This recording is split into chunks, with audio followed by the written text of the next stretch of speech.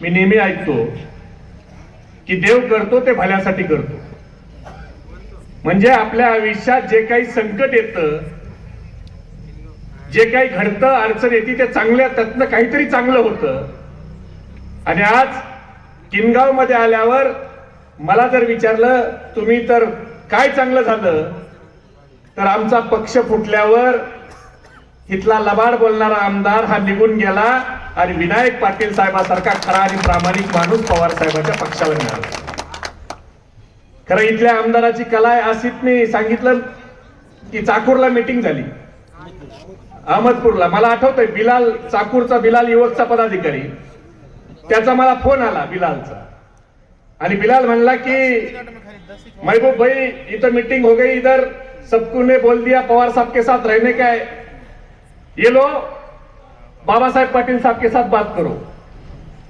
4 जुलैला मीटिंग झाली अहमदपूरला आणि 5 जुलैला पवार साहेबांनी यशवंतराव चव्हाण प्रतिष्ठानला कार्यक्रम ठेवला होता. आणि ते मला म्हणले की ठरलंय आता महबूब भाई आम्ही उद्या तिथं येणार आहे. मी म्हणलं या साहेब, स्वागत आहे तुमचं. नंतर पवार साहेबांना फोन जोडून दिला मी, तिथं साहेबांच्या जवळ होतो. साहेब बोलले, पवार साहेबाला हे महाशय म्हणले साहेब मी उद्या येणार आहे, उद्या येऊन बोलतो, मला बरंच बोलायचंय. त्याच्यानंतर घरी गेले, संध्याकाळी मला फोन केला, जवळपास पाऊण तास मला बोलले. मला जयंत पाटील साहेबांनी तरी हळूच विचारलं, खरंच येणार आहे का, विचारून घे. मी म्हणलं साहेब तर इतक्या पोटतिडकीनं अर्धा पाऊण तास बोलले की पवार साहेबांना ह्यांनी कसं फसवलं. मला माझ्या घरच्यांनी सांगितलं की पवार साहेबांच्या सोबत राहा. माझी बायको मला म्हणाली, आणि त्या संजय बनसोडेंच्या नावाने तर एवढ्या शिव्या दिल्या की मी ते माईक मध्ये सांगू शकत. आणि सांगितलं उद्या आता निघतोय मी संध्याकाळी, उद्या मी येणारच आहे. ते मुंबईला आले, पण पवार साहेबांच्या बैठकीला नाही आले, तर अजितदादाच्या बैठकीला गेले. आणि माणसानं किती खोटं बोलावं, याच्या सगळ्या मर्यादा मी ऐकलेल्या, मला विश्वास बसत नाही की माणूस किती खोटा बोलू शकतो. तर ते तुमच्या आमदाराकडून मला खरं ऐकायला भेटलं की त्यांनी किती खोटं बोलावं. मी परवाच आपलं फोनवर बोलणं झालं, तुम्ही पक्ष गेल्यावर विचारलं की तुम्ही येणार आहेत का, आपल्याला कार्यक्रम पुढे ढकलायचा आहे. आणि जयंत पाटील साहेबांच्या सोबत मी प्रवासात होतो, संजू भाऊ. मला जयंत पाटील साहेब म्हणले कुठला कार्यक्रम आहे. मी म्हणलं विनायकराव पाटील साहेबांचा फोन होता, लातूरला त्यांना कार्यक्रम घ्यायचा आहे, आमचं ठरलं होतं 10 तारखेचा, पण पक्षाचं झाल्यामुळे ते म्हणतायत काय करायचं. तर मला म्हणले त्यांचा कार्यक्रम तुम्ही रद्द करू नका, कारण मी राजकारणात 35 वर्षात बघितलं, राजकारणात विनायकराव पाटील साहेबांसारखा सरळ मनाचा माणूस कोणता. कारण ज्या वेळेला मी पक्षाचा प्रवेश त्यांना करायला सांगितला, त्यावेळेला कुठली अट, कुठली शर्त त्यांनी घातली नाही आणि सरळ प्रवेशाला होकार दिला. आणि मी गाडीत, मला संजू भाऊ सांगत होते, साजिद भाई तुमच्या 200 गाड्या आलेल्या मी बघितल्याने संजू भाऊला आणि भरतला, प्रशांत घाडला मी गाडीत विचारत होतो की एवढे लोक कसे आले. तर त्यांनी मला सांगितलं की स्वतःच्या खर्चानं ते आले. आज राजकारणात विनायकराव पाटील साहेब तुमच्यासारख्या माणसासाठीच लोक स्वतःच्या खिशात हात घालतात, नाहीतर पुढाऱ्याच्या खिशात हात घालायला लोक कमी करतात. म्हणजे हे तुम्ही कमवलेलं प्रेम आहे. आणि आज तुमच्या सहवासात आम्हाला आल्याच्या नंतर कळतंय आज राजकारणाची काय परिस्थिती झाली. माझ्यासारख्या युवकाला जर विचाराल तर मला प्रश्न पडतो की राजकारण करावं की नाही. आज राजकारणाची काय अवस्था झाली. परवा मी नगरला कार्यक्रमाला होतो. नगरला आम्ही मित्राला घेऊन सोनाराच्या दुकानात गेलो. त्या सराफाला आम्ही मित्राची 24 कॅरेटची अंगठी दाखवली, विनायक पाटील साहेब, आणि त्याला म्हणलं ही अंगठी बघा, ही जरा मोडायची आहे. त्यानं सांगितलं ही खोटी अंगठी आहे, ही काही व्यवस्थित नाहीये, हे खोटं सोनं आहे. मला प्रश्न पडला, मित्राची 24 कॅरेटची अंगठी घ्यायला आम्ही, आणि हा बाबा असा कसा म्हणतो ही खोटी आहे. 5 मिनिटं शांत राहिलो. परत माझ्याकडची एक बेंटेकची अंगठी त्याच्या हातात दिली. तो म्हणला ही 52 कशी सोनं आहे, ही चालत. मी त्याच्याकडे खालीवर बघितलं, म्हणलं भाऊ याच्या अगोदर कुठे कामाला होता. ते म्हणला गव्हर्नमेंट जॉबला होतो. मी म्हणलं कुठल्या गव्हर्नमेंट जॉबला होता? ते म्हणला निवडणूक आयोगात कामाला होतो. अशी परिस्थिती आज संजय भाऊ झाली. आज ज्या शरद पवार साहेबांनी पक्ष स्थापन केला, ज्या पवार साहेबांनी पक्ष वाढवला 24 वर्ष, ज्या पवार साहेबांनी पक्ष वाढवताना ह्या पक्षातले हे सगळे लोकांना वाढवलं, आज तो पवार साहेबांचा पक्ष, आता पक्ष पहिलं फोडायची पद्धत होती, आता पक्ष चोरायची पद्धत सुरू झाली. स्वर्गीय बाळासाहेब ठाकरे साहेबांचा पक्ष चोरला, आज पवार साहेबांचा पक्ष चोरलाय. म्हणजे गुजरातवाल्याला जे छत्रपती शिवाजी महाराजांपासूनच ते स्वप्न आहे की महाराष्ट्राला खाली मान घालायला लावायची, ते ह्यांचं स्वप्न साध्य होत नाही. पवार साहेब यांच्या समोर नतमस्तक होत नाही, उद्धव ठाकरे यांच्या समोर नतमस्तक होत नाही, म्हणून ह्या गुजरातवाल्यांनी ह्यांचे पक्ष चोरले. बरं ठीक आहे, पक्ष चोरला, पक्षातलं लोक गेली. ती का गेली? महाराष्ट्रातल्या शंभऱ्या पोराला देखील माहिती आहे ती का गेली. पण आज विनायक पाटील साहेब ज्या लोकांना पवार साहेबांनी पोटच्या पोराप्रमाणे वाढवलं, सांभाळलं, ती लोक आज शरद पवार साहेबांच्या शेवटच्या निवडणुकीची वाट बघतायत. ते म्हणतात की शरद पवार साहेबांची शेवटची निवडणूक कधी येणार? अरे आपल्या महाराष्ट्राची संस्कृती आहे की वडिलाचं छत्र जर 100 वर्ष जरी आपल्याला भेटलं तरी ते वर 17 अजून 10 वर्ष वाढावं असं वाटणारी महाराष्ट्राची संस्कृती आहे. पण भारतीय जनता पार्टीच्या विकृतीत तुम्ही गेला आणि तुम्हाला 6 महिन्यात पवार साहेब नकोशे वाटायला लागले. तुम्ही पवार साहेबांच्या शेवटच्या निवडणुकीची वाट बघायला लागला. एका बाजार बुणग्याने तर संजय भाऊ कहरच केला. तो बाजार बुणगा म्हणतो की पक्ष स्थापन केला म्हणून पक्ष काही शरद पवार साहेबांच्या मालकीचा झाला का? आता उद्या हा बाजार बुणगा घरी जाऊन स्वतःच्या वडिलाला म्हणला की अरे बापा तू मला जन्म दिला म्हणून तू काय माझा बाप झाला का? तर नवल वाटू देऊ नका. कारण ही लोक कोणत्या दिशेने चालले? ज्या माणसाने आपल्याला सगळं दिलं, आज त्या माणसाच्या विरोधात तुम्ही बोलताय, त्यांच्या शेवटच्या निवडणुकीची तुम्ही वाट बघताय. खरं तर आजचं राजकारण बघून विनायकराव पाटील साहेब, माझ्या एका मित्रानं मला एक अण्णाभाऊ लोकशाहीर अण्णाभाऊ साठेंच्या 4 वळी पाठवल्या आणि त्या 4 वळी खरं तर लोकशाहीर अण्णाभाऊ साठेंनी आजच्या परिस्थितीसाठीच लिहिल्या होत्या का असा मला प्रश्न पडला. ही न्याय व्यवस्था काही काळची रखेल झाली, ही संसद देखील हिजड्यांची हवेली झाली. मी माझ्या व्यथा मांडू कुणाकडे, कारण इथली न्याय व्यवस्था भ्रष्टाचारानं रंगीन झाली. हे मी म्हणत नाही तर हे लोकशाहीर अण्णाभाऊ साठेंनी म्हणलंय. आज काय अवस्था आहे? मला खरं तर अभिमान आहे संजय राव की माझ्यासारख्या अल्पसंख्याक समाजाच्या कार्यकर्त्याचा जन्म हा भारत देशात झाला. कारण इथं सगळे समाज गुण्या गोविंदाने नांदतात. इथं आमचा हिंदू धर्म भगवद्गीतेप्रमाणे चालतो, इथं आमचा इस्लाम धर्म कुराणाप्रमाणे चालतो, इथं आमचा ख्रिश्चन धर्म बायबल प्रमाणे चालतो. पण माझा भारत देश हा महामानव डॉक्टर बाबासाहेब आंबेडकरांनी लिहिलेल्या संविधानाप्रमाणे चालतो. आणि आज ही संविधान बदलायला निघालीत, आज या संविधानाला नख लावायला निघाले. आज काय चाललंय?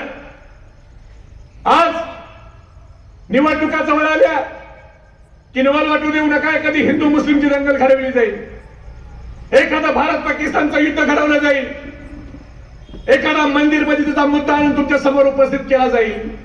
ओबीसी मराठा वाद लावायचा कार्यक्रम सध्या चाललाच आहे, जोरात चाललाय. हे सगळं का चाललंय? तर 2014 मध्ये जे स्वप्न तुम्हाला दाखवलं मोदी साहेबांनी, त्या स्वप्नावरून तुमचं माझं लक्ष विचलित करायचा हा कार्यक्रम आहे. मला सांगा 2014चं मोदी साहेबांचं भाषण आपल्यापैकी किती लोकांना आठवतंय? कुणाला आठवतंय का? काय म्हणले होते मोदी साहेब 2014ला? 15 लाख. अजून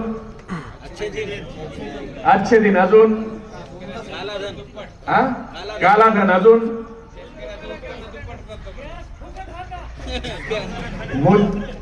विनायक पाटील साहेब 2014ला मोदी साहेबांची सभा आमच्या बीडला झाली आणि देशाचे प्रधानमंत्री पदाचे उमेदवार काय बोलणार आहेत आपण हे ऐकलं पाहिजे म्हणून त्या सभेचा आवाज आमच्या वृंदावनच्या गार्डन पर्यंत येत होता.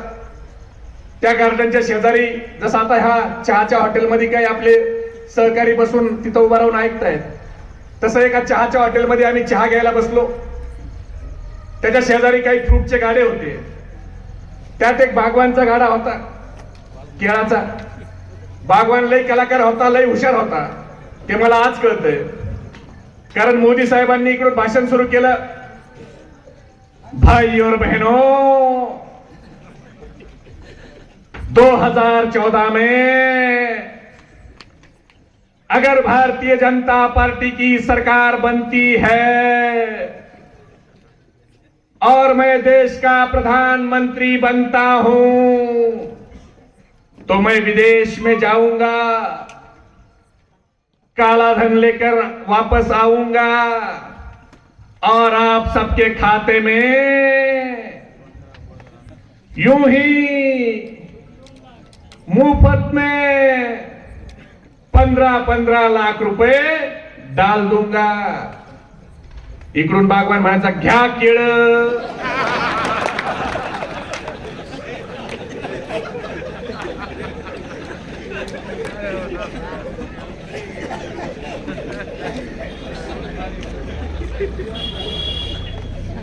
ती 15 लाखाची घोषणा संजय राव तुमच्याकडे लोकांनी किती मनावर घेतली मला माहित नाही, पण एक पठ्ठ्या माझ्याकडे आला, माझ्या ऑफिसवर आला आणि त्यानं मला सांगितलं, महबूब भाई माझा लय ओके कार्यक्रम झालाय. मी म्हणलं भाऊ काय झालं? म्हणलं आयुष्यात आला मला काम करायची काही गरज नाही. मी म्हणलं काय लॉटरी बिटरी लागली का काय तुला? मला लॉटरी लागायची काय गरज आहे? आपल्या घरात 10 लोक आहेत, 15 लाख कुणी 10 1.5 कोटी.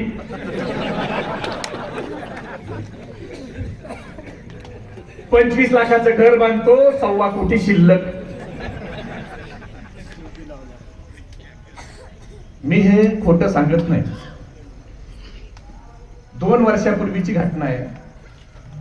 औरंगाबाद जिल्ह्यातल्या पैठण तालुक्याच्या पाचोडच्या शेजारी एक खेडगाव आहे. तिथल्या मोठे नावाच्या एका शेतकऱ्याच्या खात्यावर 15 लाख आले. पठ्ठ्या एवढा मोदी साहेबाचा भक्त होता. तुम्ही पेपरला युट्यूबला जाऊन सर्च करा, बातम्या आहेत त्याच्या. पठ्ठ्या एवढा मोदी साहेबाचा भक्त होता. पाटील साहेब जसे 15 लाख आले त्यानं मागचा पुढचा काही विचार केला नाही, डायरेक्ट पत्र काढलं आणि मोदी साहेबाला लिहिलं की धन्यवाद मोदी साहेब, माझ्या खात्यावर माझ्या वाट्याचे 15 लाख टाकले. बँकेतून पैसे काढले, घराचं बांधकाम सुरू केलं आणि अख्ख्या गावात सांगत सुटला एकटाच पठ्ठ्या इमानदार होतो म्हणून माझ्याच खात्यावर 15 लाख आले. त्याच्यानंतर त्याला 4 महिन्यांनी बँकेचं प्रेमपत्र आलं आणि बँकेने प्रेमपत्रात म्हणलं की तुमच्या खात्यावर जे 15 लाख आले ते ग्रामपंचायतच्या वित्त आयोगाचे पैसे, खाते नंबर चुकलाय.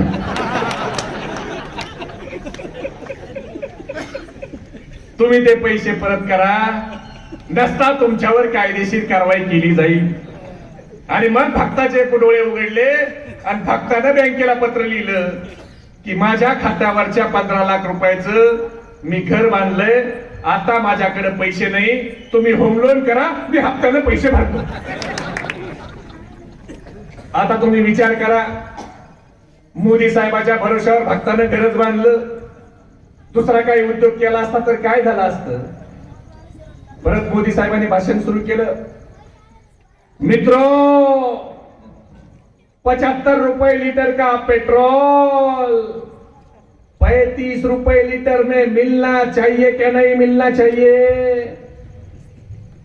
54 रुपए लीटर का डीजल 30 रुपए लीटर में मिलना चाहिए क्या नहीं मिलना चाहिए? 350 रुपए का रसोई गैस बहन जी 150 रुपए में मिलना चाहिए क्या नहीं मिलना चाहिए? इकडून बागवान म्हणायचा घ्या केळ. मोदी साहेब म्हणायचे अगर मैं देश का प्रधानमंत्री बनता हूं तो हर साल मेरे युवा भाइयों के लिए 2 करोड़ रोजगार दूंगा. इकडून बागवान म्हणायचा घ्या केळ. आता मला खरं सांगा, 9:30 पावणे 10 वर्षांनी तुम्हाला पण वाटतंय का नाही मोदी साहेबांनी आपल्याला दिले काय? आता हे लोकांना गावागावात जाऊन आपल्याला सांगायला पाहिजे आणि जे आश्वासनं आपल्याला दिली त्या आश्वासनातून तुमचं माझं लक्ष विचलित करायचं, म्हणून हिंदू मुस्लिम वाद लावायचा, मराठा ओबीसी वाद लावायचा, दलित मराठा कसा वाद लावाल हा प्रयत्न करायचा. ह्या सगळ्या गोष्टी निवडणुकीत होणार आहेत. पण आपल्या युवकांची जबाबदारी आहे की आपण मूळ प्रश्नावरून बाजूला गेलं नाही पाहिजे. आज पक्ष फोडले जात आहेत.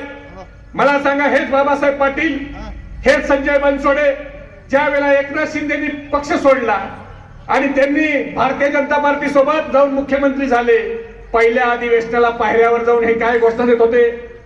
50 खोके देत होते का नव्हते? आता ह्यांना किती खोके भेटले असतील? हे काय फुकट जाणार आहेत का? जर त्यांना 50 खोके भेटले असतील तर ह्यांना किती खोके भेटले? एकनाथ शिंदे गेले त्यावेळेला हे विधान भवनाच्या पायऱ्यावर उभा राहून एकनाथ शिंदेला काय म्हणत होते? गद्दार म्हणत होते का नव्हते? आता ह्यांना काय म्हणलं पाहिजे? काय म्हणलं पाहिजे? म्हणजे ते गेले त्यावेळेला गद्दार होते. अरे तुम्ही आज पवार साहेबांच्या आयुष्याच्या ह्या टप्प्यात पवार साहेबांच्या पाठीत खंजीर खुपसला, तुम्ही महागद्दार आहेत. विनायक पाटील साहेबांनी 2019 ला आमचा पक्ष फुटला, त्यावेळेला रिटेल मध्ये पक्ष फुटला होता. लोक अशीच गेली, 22-23 आमदार त्यावेळेस पण गेली. पार हिंद राणा पाटलापासून गणेश नाईकापर्यंत, संजय सावकारे, विजय कुमार गावित, मधुकर पिचड, किती बी. आता फक्त होलसेल मध्ये फुटलाय. त्यावेळेला मी एक गोष्ट सांगायचो, 2019 ला पावडर खाऊन तयार केलेली बॉडी, जमीन विकून आलेला पैसा आणि शरद पवार साहेबाला सोडून गेलेला नेता हा राजकारणात जास्त काळ टिकत. याच्या अगोदर पवार साहेबाला 58 पैकी 52 आमदार सोडून गेले. पवार साहेबांनी यस काँग्रेसची स्थापना केली होती, त्या 52 पैकी परत कुणी निवडून आला नाही. आज विनायकराव पाटील साहेब, खरं आम्हाला तुमचा अभिमान आहे की कुठली अटी शर्त न ठेवता सगळ्यात अगोदर प्रवेश करून पवार साहेबाला या वयात आदर देण्याची भूमिका तुम्ही घेतली, त्याबद्दल मी तुमचे आभार मानतो. आज काय परिस्थिती आहे राजकारणाची? आज जाती जातीमध्ये तेढ निर्माण करायचं काम चाललंय, धर्माधर्मामध्ये तेढ निर्माण करायचं काम चाललंय. या सगळ्या गोष्टी मित्रांनो येणाऱ्या काळात देखील केल्या जातील, कारण मूळ प्रश्नावरून त्यांना तुमचं माझं लक्ष विचलित करायचंय. आज कुणीतरी म्हणलं भाजपाच्या बद्दल ओबीसीचं, अहो त्यांना काय ओबीसीचं पुतना मावशीचं प्रेम आलंय? ज्या वेळेला ओबीसीचं प्रेम भाजपाने सांगावं यासारखं नवल कोणतं नाही. 1992 ला व्हीपी सिंगांनी मंडळ आयोगाची अंमलबजावणी करून समग्र देशातला ओबीसीला आरक्षण देण्याचा निर्णय घेतला. त्यावेळेला याच मंडळ आयोगाच्या विरोधात कमंडल यात्रा काढणारे कोण होते? याच भारतीय जनता पार्टीने देशभरात कमंडल यात्रा काढून ओबीसीच्या आरक्षणाला विरोध केला. अरे भाजपवाल्यांनो, ज्या वेळेला तुम्ही कमंडल यात्रा काढून ओबीसीच्या आरक्षणाला विरोध करत होता, त्यावेळेला या महाराष्ट्रामध्ये शरद पवार साहेब नावाचे मुख्यमंत्री होते आणि महाराष्ट्र हे देशातलं पहिलं राज्य आहे ज्यांनी 27% ओबीसीला आरक्षण देशामध्ये जर कुठे पहिल्यांदा मिळालं असेल तर ते महाराष्ट्रात शरद पवार साहेबांनी दिलं. आणि फक्त दिलं नाही तर महाराष्ट्रात एकमेव असा जीआर आहे ज्याच्यात ओबीसी मध्ये कुणबीचा समावेश केला, मुस्लिम मध्ये बागवान, खाटीक, जुला, आतार ह्या सगळ्या जातीचा समावेश हा फक्त महाराष्ट्रात ओबीसी मध्ये साजेल. हे बाकीकडे कुठे नाही. अरे तुम्ही ओबीसीचा तुम्हाला कुठं प्रेम आहे? तुमच्या पक्षातल्या ओबीसीच्या नेत्याची तुम्ही काय अवस्था केली? तुम्ही मगाशी म्हणालात मुंडे साहेबांचं, ज्या स्वर्गीय मुंडे साहेबांनी आणि ज्या एकनाथराव खडसे साहेबांनी साध्यापासून बाजापर्यंत भारतीय जनता पार्टी वाढवली, काय अवस्था केली स्वर्गीय मुंडे साहेबांची? हयात असताना 2 वेळा पक्ष सोडायची वेळ आली. आज त्यांच्या मुलीची काय अवस्था आहे? पंकजाताई मुंडे पडल्याच्या नंतर 5 वर्ष त्यांना भाजपने विचारलं का? प्रत्येक वेळेला विधान परिषदेला त्यांचं नाव चर्चेत ठेवायचं, त्यांना विधान परिषद दिली नाही. अरे त्या कराडला नगरसेवक पदाला पडलेल्या भागवत कराडाला तुम्ही राज्यसभेवर घेऊन केंद्रीय मंत्री केलं, पण तुम्ही स्वर्गीय गोपीनाथराव मुंडेची मुलगी प्रीतमताई मुंडे 3 वेळा लोकसभेत निवडून आल्या, त्यांना तुम्ही मंत्री केलं नाही. आज प्रीतमताई मुंडेचं तिकीट जाहीर होत नाही. आज सांगितलं जातं पंकजाताईला भेटणार का, प्रीतमताईला भेटणार. त्यांच्या कार्यकर्त्याचा आज संभ्रम निर्माण होतो. जे मुंडे साहेब महाराष्ट्राचे तिकीट ठरवायचे, आज त्यांच्या मुलीला तिकीट मागायची वेळ ह्या भाजपने आणली. उद्या डिक्लेअर होईपर्यंत काय होईल सांगता येत नाही. ज्या एकनाथराव खडसे साहेबांनी पक्ष वाढवला, त्या खडसे साहेबांची यांनी काय अवस्था केली. साधा विधानसभेचं तिकीट त्यांना 2019 ला दिले नाही. जे खडसे साहेब 2009 ते 2014 विधानसभेचे विरोधी पक्षनेते होते, 2014 ला सत्ता आली की आपल्या लोकशाही संकेत आहे की विरोधी पक्षनेता हाच पुढचा मुख्यमंत्री. पण 14 ला सत्ता आली, खडसे साहेबाला खड्यासारखं बाजूला केलं आणि नागपूरहून टरबूज आणून खुर्चीवर बसवलं. आणि ही लोक आज ओबीसीच्या आणि बहुजन समाजाच्या हिताच्या गप्पा मारतायत. बरं, खडसे साहेबाला नुसतं मुख्यमंत्री पदावरून बाजूला केलं नाही तर 2 वर्षांनी मंत्री पदावरून बाजूला केलं. 19 ला विधानसभेची उमेदवारी नाकारली. फक्त खडसे साहेब नाही तर विनोद तावडे 2009 ते 2014 विधान परिषदेचे विरोधी पक्षनेते, 2019च्या विधानसभेत उमेदवारी नाही. चंद्रशेखर बावनकुळे ओबीसीचे नेते. अहो बावनकुळे साहेब, तुम्हाला 2019 ला का विधानसभेची उमेदवारी मिळाली नाही. जो बहुजन समाजाचा माणूस हा मुख्यमंत्री पदाच्या शर्यतीत आला, त्याला पद्धतशीर बाजूला करण्याचं काम केलं. बरं, खडसे साहेबांनी पक्ष सोडला, लगेच खडसे साहेबाला ईडीची नोटीस. सध्या ईडीच्या नोटीसचं असं झालंय, विनायक पाटील साहेब, एसटीचं तिकीट उशिरा भेटतंय पण ईडीची नोटीस लगेच भेटते. आपल्या रामभाऊ घोडकेला सुद्धा ईडीची नोटीस येणार. कुठे रामभाऊ? रामभाऊ, तुम्हाला सुद्धा ईडीची नोटीस येणार. तुम्ही हसण्यावर घेऊ नका. रामभाऊ बोडके प्रमुख कार्यकर्ते आहेत. त्यांनी एवढा मोठा कार्यक्रम आयोजित केला. ईडीनं कुणाला नोटीस पाठवावी? संजय राऊत साहेबाच्या मुलीच्या लग्नात ज्या फुलावाल्यांनी फुलं लावले आणि असे हार दिले, आता तुम्ही आम्हाला घातले, त्या फुलावाल्याला 3दा नोटीस पाठवली. ही ईडी म्हणजे उंट बिडीपेक्षा स्वस्त झालेला कार्यक्रम आहे. सोमेश्वरराव, मला सांगा, 2014च्या अगोदर ईडी नावाची संस्था कुणी ऐकली होती का? आता गावातल्या शेंबड्या पोराला पण विचारा, ईडी म्हणजे सांगताय का नाही?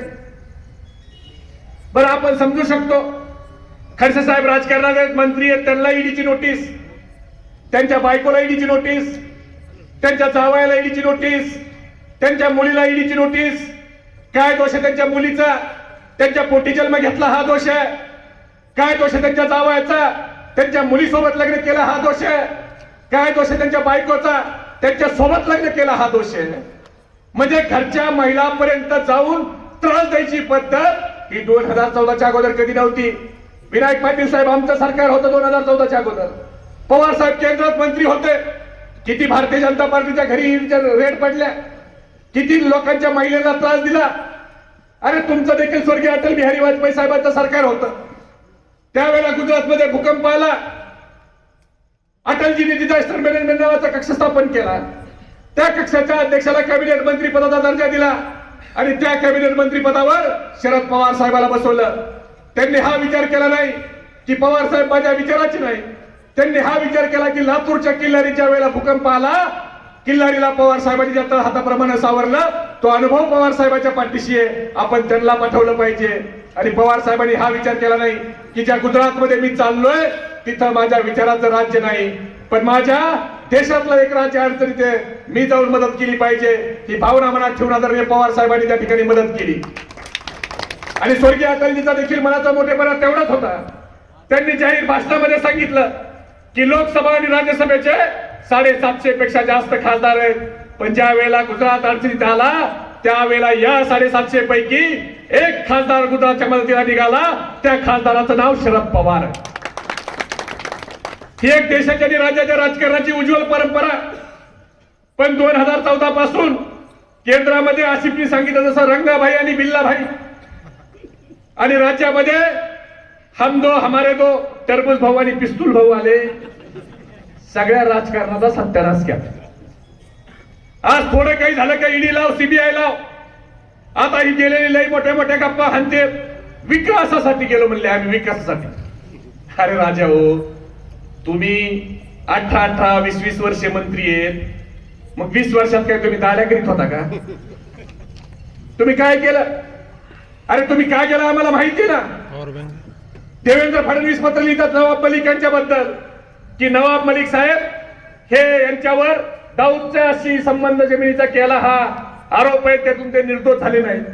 आणि तुम्ही त्यांच्या निर्दोष सत्सिद्ध होऊस तर तुम्ही काय त्यांना परत घेऊ नका. मग देवेंद्र फडणवीसजी तुम्ही प्रफुल्ल पटेलांच्या बाबतीत कधी पत्र लिहिणार आहे? किती वेळ राहिलाय?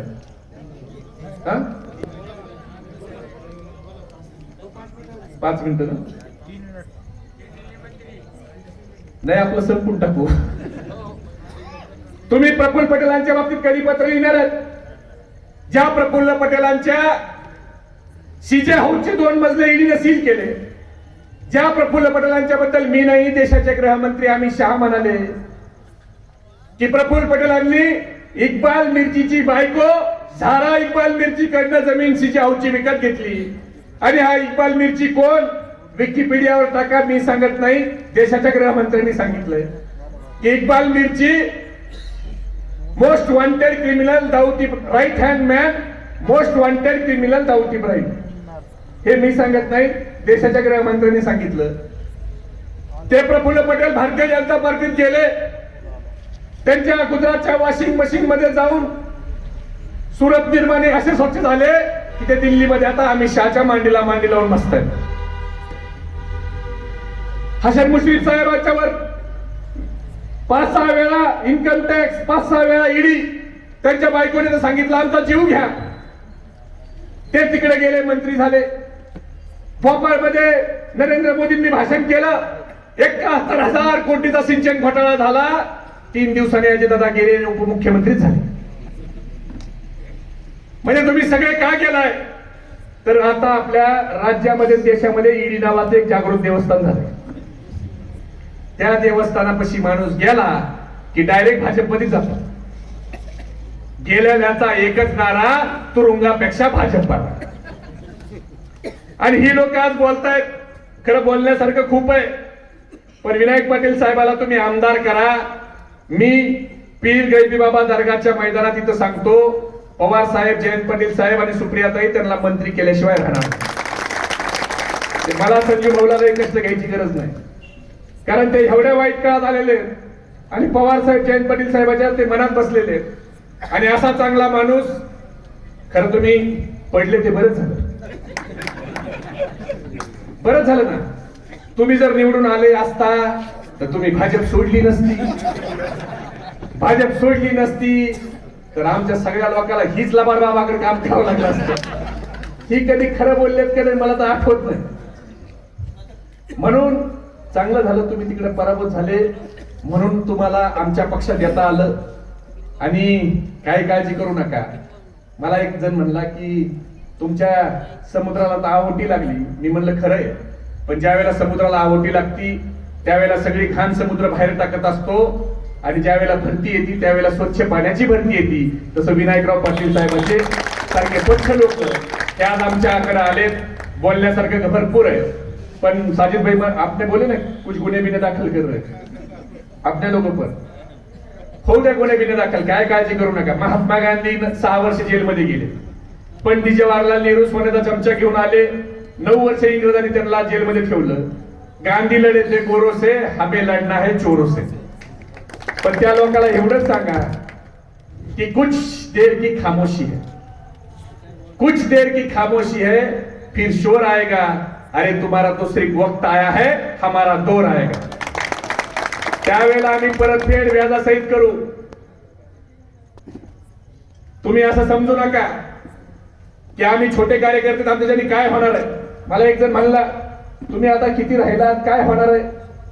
मी म्हणलं आमच्यासाठी काय होईल मला माहित नाही, पण त्याला मी एक गोष्ट सांगितली. एका जंगलाला आग लागते आणि त्या जंगलाला आग लागल्यावर सगळे वाघ, सिंह ह्या जंगलातून पळत असतात. त्यावेळेला एक चिमणी आपल्या चोचीत पाणी घेऊन त्या जंगलात टाकत असते.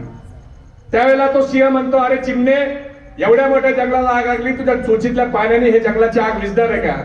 त्यावेळेला ती चिमणी सांगते की माझ्या चोचीतल्या पाण्याने ह्या जंगलाची आग विझणार आहे का नाही मला माहित नाही, पण ज्या वेळेला हे जंगल जळत होतं हा इतिहास लिहिला जाईल. त्यावेळेला पाळणारा वाघा तुझं नाव लिहिलं जाईल आणि हे जंगल विझवण्यासाठी प्रयत्न करत होते म्हणून माझं नाव लिहिलं जाईल. तसा उद्या वेदांचा फॉक्सकॉन नावाचा प्रकल्प आमच्या गुजरातमध्ये पळवला जात होता. टाटा एअरबसचा प्रकल्प पळवला जात होता. पाणबुडीचा प्रकल्प पळवला जात होता. फिल्मफेअर अवॉर्ड गुजरातला पळवलं जात होतं.